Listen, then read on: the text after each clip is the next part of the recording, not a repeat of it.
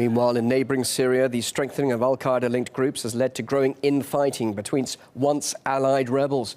Fierce clashes between rival opposition factions have killed at least 700 people this week. Almost 100 of them are believed to be civilians who were executed by militants from the Islamic State of Iraq and Levant.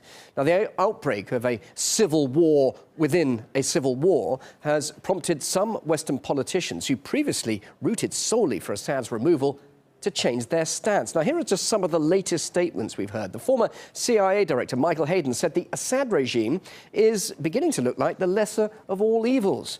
And the former US ambassador to Syria, Iraq and Afghanistan, Ryan Crocker, he's agreed that Assad is not as bad as the jihadis. And Russia has long been warning of the threat some opposition groups in Syria pose, with Foreign Minister Lavrov welcoming the realization of this in the West. Well, infighting within the ranks of the Syrian rebels is threatening the Russia-US brokered peace conference that's due in less than 2 weeks from now. The world's top diplomats are in Paris to pressure Syria's main opposition group, the Syrian National Council, into taking part. Well, let's discuss what might come out of it with Michel Chizadovsky. He's director of the Center for Research on Globalization. He's live in Berlin. Michel, so these Western leaders there, they're all undertaking a last-ditch effort to persuade the Syrian National Council to take part in these forthcoming talks in Geneva. Will they succeed? I think the fundamental issue is to address the nature of the conflict. The Syrian National Council is virtually a defunct organization. They've been meeting in Spain, in Cordoba, Spain, with other opposition groups. But in effect, we have to ask the question, is this a civil war between opposing factions within Syrian society, or is it, in fact, a war of aggression? And I think at the moment, what is striking is the fact that there's a merger of the insurgency in Iraq and Syria. It's the same al-Qaeda affiliated organizations, al-Qaeda and the Islamic in Iraq and the Levant, which are waging war, I say waging war against both countries. And then the question is, who is behind them?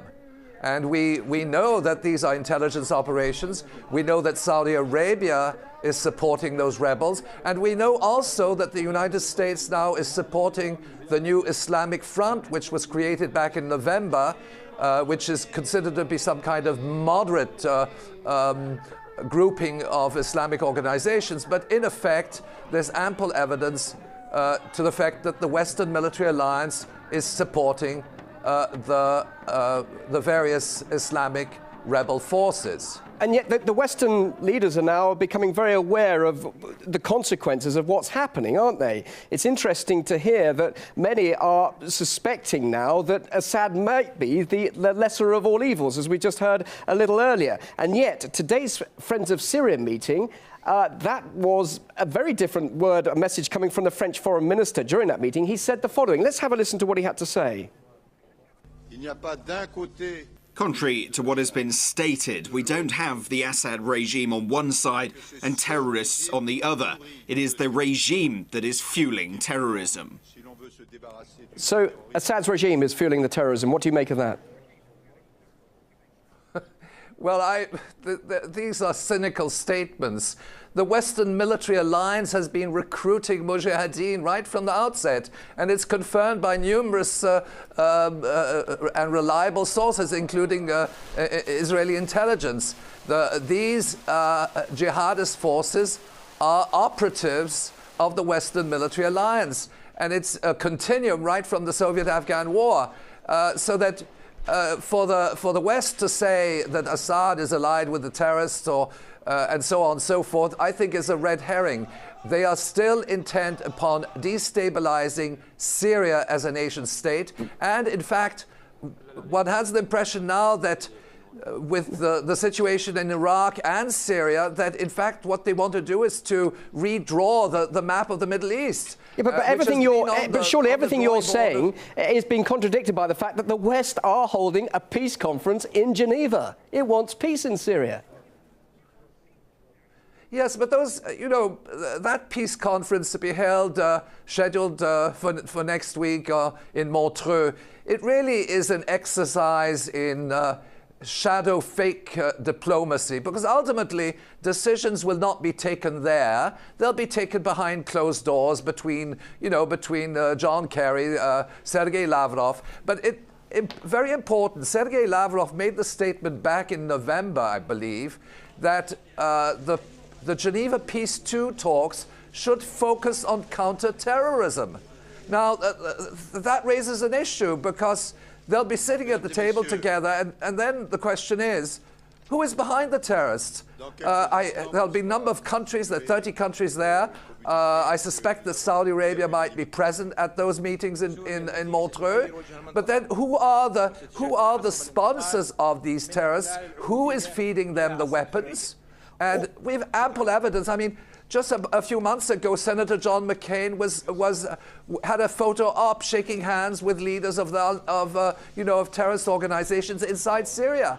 So we must understand that the Western military alliance also has blood on their hands. It's not simply an issue of identifying terrorists. We have to identify the people who are behind these terrorists. All right, let me just ask you quickly then, with these interesting signals coming from Western leaders and Western spokespeople, what do you make of Assad's future now? Many are saying he does have a lot of support within Syria. Could he actually ride this out? Well, I think that Assad has support within Syria, because the Syrian people realize that this is a war of aggression with mercenaries coming in, and these mercenaries are coordinated by special forces. They understand that. And when you see the situation in the massacre that took place recently in Adra, well, the civilian population understood that who came to the rescue? It was the Syrian armed forces against these terrorists.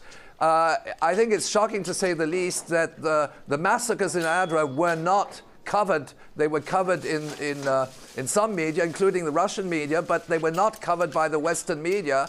Well, of course, there's a lot of speculation, indeed, about the verification of that particular report, and that's obviously ongoing. So, but in the meantime, we'll have to leave it there. Michel Chislovsky, Director for the Center for Research on Globalization, live in Berlin. Thanks for your thoughts.